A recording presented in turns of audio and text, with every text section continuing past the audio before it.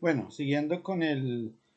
ejemplo que hicimos sobre ese modelo de aceleración de aprendizaje, conozcamos un poco más esos diferentes modelos educativos flexibles que tiene la educación rural y terminemos con un esbozo sobre el proyecto educativo rural que tiene el Ministerio de Educación Nacional. Y con eso pues damos cierre al ejercicio, a la clase, de entender esa relación entre pedagogía, sujeto pedagógico y territorialidad. La educación rural históricamente ha sido una prioridad para los planes de desarrollo de los gobiernos. La educación rural como subsistema, es decir, dentro de la organización del ministerio, darle una prioridad a la educación rural, es un producto de básicamente las marchas campesinas que se dieron sobre el finales del 94 y principios del 95, después de que fue prolongada la Ley General de Educación y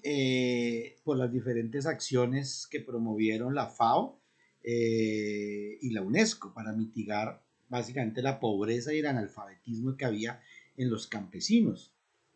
Esto dio que no solo Colombia, sino que el mundo entero, a través del foro de Dakar, empezara a entender que la educación era un proceso para todos. Es curioso, es un derecho humano, pero pues la educación no estaba diseñada para todos y para todas. Entonces, los diferentes países se reúnen a través de diferentes ejercicios y empiezan a mirar que dentro de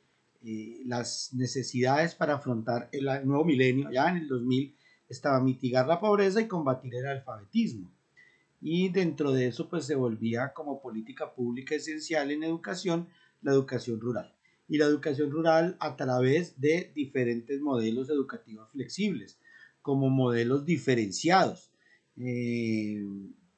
Ahora, si bien Colombia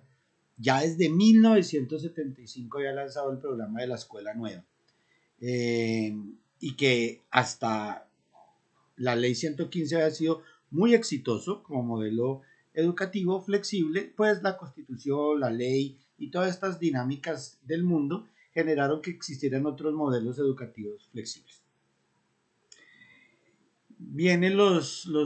planes de gobierno, los gobiernos en Colombia del nuevo milenio y ahí desde el 2000 para acá pues se empieza a hablar de la educación rural como sector clave del desarrollo del país. Dentro de las implicaciones, pues obviamente hay unas necesidades de mayor inversión, pero también de mitigar los muy pobres resultados escolares que se daban en el ámbito rural, los puntajes más bajos, el mayor número de deserción, que lamentablemente todavía persisten, pero digamos que se han venido mermando en los últimos 20 años. Para eso se crean el plan de educación rural, que es un documento institucional, un documento nacional, un documento regional y local que permite de una u otra forma entender las dinámicas de la ruralidad en los territorios y generar políticas públicas basadas en la dotación escolar, las prácticas pedagógicas, la necesidad de vinculación de profesores, la necesidad de formación de los maestros en estos ámbitos rurales, sobre todo para ampliar la matrícula, para mantener a los estudiantes en clase y para generar unos mejores éxitos en el logro escolar. Eh, Todo esto se refuerza con la firma del acuerdo de paz, para una paz estable y duradera que en el 2014 se firma, se ratifica en el 2016, pero desde las mesas en La Habana en el 2014 se empezó a entender la necesidad de saldar una deuda histórica que tenía el país con el campo. Entre esos, pues la educación rural es uno. Para eso, se han establecido que los objetivos de acción no son solamente ampliar la matrícula en estas zonas rurales, sino que implementar esas unidades productivas en las instituciones educativas rurales, establecer ese vínculo con la producción agropecuaria en la que ustedes pues son muy expertos y yo no soy muy amigo, generar asistencia técnica, administrativa, fortalecer los espacios de administración y de promoción del sujeto educativo, o sea, de los estudiantes y de los maestros. Fomentar que los colegios tengan alguna especialización, los colegios rurales, ¿no? Ya sea agropecuaria, ya sea agroindustrial, agroecológica, agroempresarial, ambiental, ¿sí? Y empezar a articular las diferentes metodologías o modelos flexibles de educación con los modelos educativos para el trabajo, por las competencias multigrado y básicamente con el desarrollo de una mejora de los indicadores de logro en la educación rural. Para que no haya deserción hacia la educación superior, para que haya más presencia de universalización de la educación media y la educación superior en las zonas rurales. Como yo lo dije en su momento en la ponencia, pues las matrículas para la zona rural son bajísimas, no llegan ni al 60% de la población que está en edad escolar. La formación de los profesores es muy básica, muchos de ellos solamente normalistas o licenciados, muchos profesores que se cualifican en la educación rural terminan haciendo maestrías o haciendo otro tipo de especializaciones para ser ubicados en lo urbano. Entonces seguimos teniendo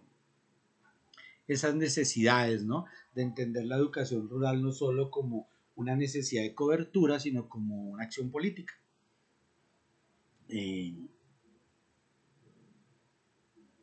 Vuelva a lo mismo, entonces ustedes ya vieron cómo a través, una de las primeras acciones fue ese método de la aceleración. Bueno, el primero fue la educación nueva, la escuela nueva, que desde el 75 viene el de la aceleración del aprendizaje, después se crea el de la postprimaria, el de la telesecundaria, el del modelo de la educación media académica rural o MEMA, la etnoeducación, la educación indígena, el programa de educación continuada y el servicio educativo rural. Todos estos modelos se caracterizan por atender a poblaciones específicas, especialmente en zonas rurales, un elemento clave para el desarrollo de las políticas públicas de educación rural. Entonces tenemos ya que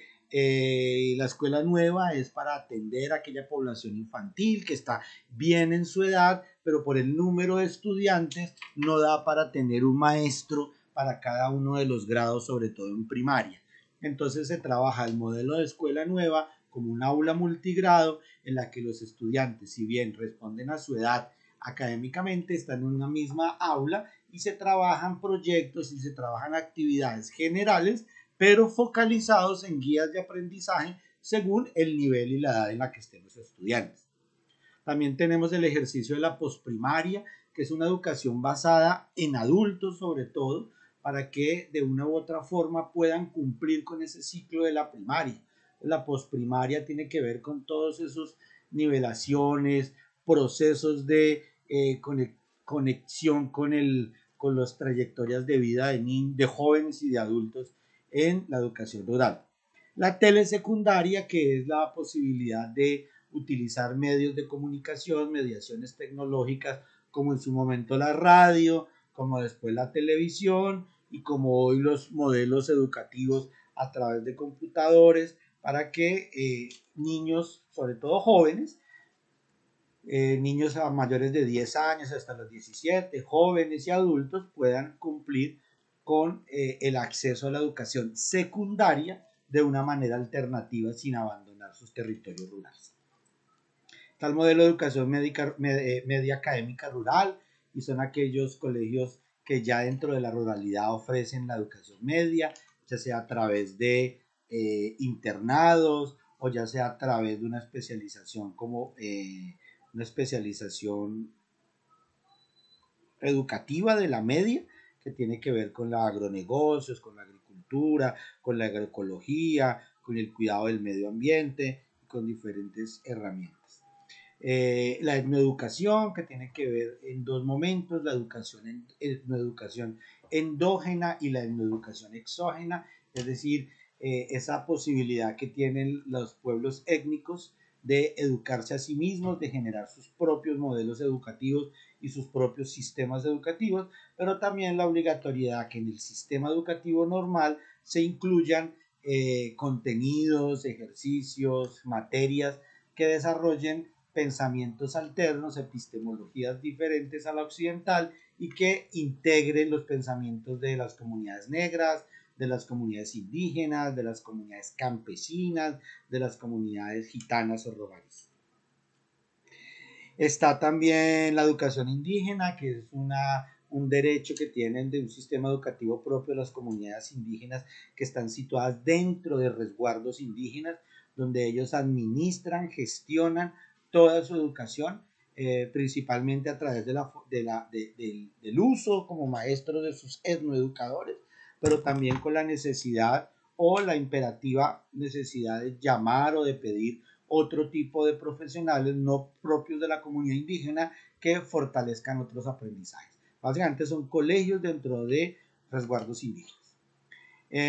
Los programas de educación continuada, que son unos programas que desarrollan algunas cajas de compensación que tienen que ver con el fomento de una educación continua y continuada en los espacios rurales, en nuestro caso pues COFREN, en nuestro caso, en algunos casos Compensar, en alianza con COFREN, que van desarrollando diferentes procesos educativos de formación para el trabajo, de habilidades para el trabajo. Dentro de todos esos, pues ya hablamos de la flexibilidad, están los cursos multigrado. Los cursos multigrado basados en el modelo de escuela nueva implica que las clases se llevan a cabo en un aula donde se combinan al menos dos niveles, siendo además incompletos esas personas de los niveles, es decir, el número de estudiantes no da para crear un modelo solo. Solo se ofrece enseñanza hasta grado sexto normalmente, y básicamente se contextualiza o se tiene en cuenta la heterogeneidad y el contexto para desarrollar estas clases. Esa denominación de multigrado pues se encubre una realidad heterogénea de situaciones donde, ejemplo, hay solo un docente que conduce todo el proceso de enseñanza. Entonces aquí, ejemplo, la responsabilidad de ustedes como maestros en este formato, pues tiene que ver con no solamente conocer lo que ustedes están aprendiendo de educación y de producción agropecuaria, sino también otros contenidos como química, como física, como ciencias naturales, como historia de Colombia, como historia del mundo, como matemáticas, como lectoescritura, como educación física, como educación del cuerpo, como educación artística, porque ustedes van a ser las personas que desarrollen todos esos procesos entre el grado primero y el grado sexto. Pero también generan los otros modelos otras necesidades, ¿no? Ya vimos que en la aceleración del aprendizaje, pues la formación en proyectos, en la posprimaria y en la telesecundaria, pues básicamente la necesidad del manejo de nuevas tecnologías, de nuevas herramientas tecnológicas para poder generar nuevos aprendizajes en las otras comunidades rurales diferentes a los niños y niñas que ustedes encuentren en sus territorios. Ahora, de educación, pues implica el conocimiento de ese sujeto étnico, de esas particularidades de las comunidades negras y de las comunidades indígenas. Si usted va a trabajar en la educación indígena en colegios en resguardos, pues tiene que entender la cosmovisión de esa comunidad. Tiene que tener unas habilidades para poder aprender esa cosmovisión, esas formas de ver el mundo, esa justicia y esa política y esas costumbres propias de cada uno de los resguardos. Y en cuanto a los programas de educación continuada, puedes tener ese conocimiento extra como el que ustedes están desarrollando para generar otros contenidos de aprendizaje basados en la producción agropecuaria, en los pastos, en los animales, en las huertas. Esto no hace sino dar un ejemplo de lo complicado que es el campo de acción en el que ustedes están. Por eso aquí el ejercicio de la investigación se convierte en una necesidad imperante de ustedes como estudiantes, de leer, de estudiar las políticas públicas, las prácticas de enseñanza, las dinámicas de la educación virtual, de la educación por televisión, por radio. Entre más se encuentren ustedes versados a las diferencias en el currículo, pues sus prácticas pedagógicas, sus aprendizajes y sus medios educativos van a ser mucho más exitosos.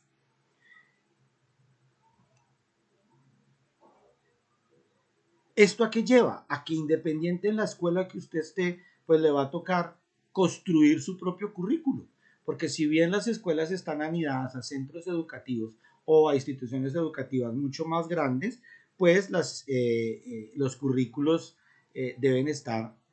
cercanos a la población que atienden. Los currículos deben estar organizados en función de un ideal de una escuela rural, de un modelo de educación flexible, no desde la educación urbana, no desde la sede del colegio que de pronto está urbana, sino en las diferentes necesidades de aprendizaje y en las prácticas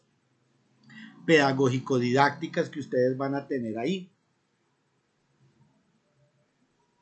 Ya ustedes no van a ser maestros de una especificidad, es decir, ustedes a lo que yo es que ustedes no van a ser maestros de matemáticas,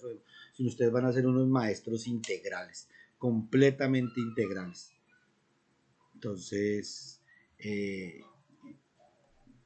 hay que conocer, hay que leer un poco más, no solamente los que hemos hablado, sino programas como Aulas Amigas, Escuela Activa, el sistema de aprendizaje tutorial, la escuela integral para adultos, los proyectos educativos pedagógicos, los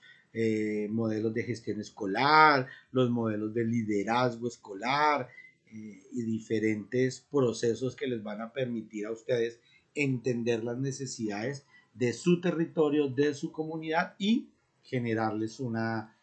posibilidad mayor. Ahora, dentro de todas estas especificidades hay una clave y es que ustedes trabajen siempre independiente del modelo flexible en el que estén, independiente si es en una educación, escuela multigrado, escuela nueva, postprimaria, telesecundaria, aulas de aceleración, pues ustedes deben tener clave el funcionamiento de la persona y entender que hoy estamos hablando de una persona sentipensante, es decir, la necesidad de vincular los sentimientos y las emociones se vuelve primordial. Entonces, ahí los invito a que vean el siguiente documental y que contesten un cuestionario muy sencillo sobre la otra película que vamos a ver. Ya con esto terminamos, digamos, lo que sería la clase de este viernes 24, el día 24 de noviembre. Y ya hacia la próxima semana, hacia el jueves, volvemos a activar el aula para que ustedes reciban el taller que tendrían que hacer el día, eso es 1 de diciembre, el 1 de diciembre, y ahí ya por intermedio de las monitoras pues ajustamos el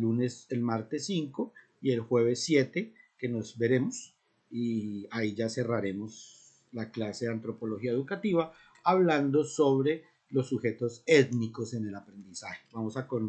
concentrarnos en el sujeto negro, estudiante negro, profesor negro, comunidades negras, en el sujeto indígena, profesor indígena, comunidades indígenas. Teniendo en cuenta la gran pertinencia de la educación dentro del modelo de educación campesina y rural. Entonces, nos vemos el próximo jueves. Cualquier duda por correo o por WhatsApp, con mucho gusto. Chao, los quiero mucho.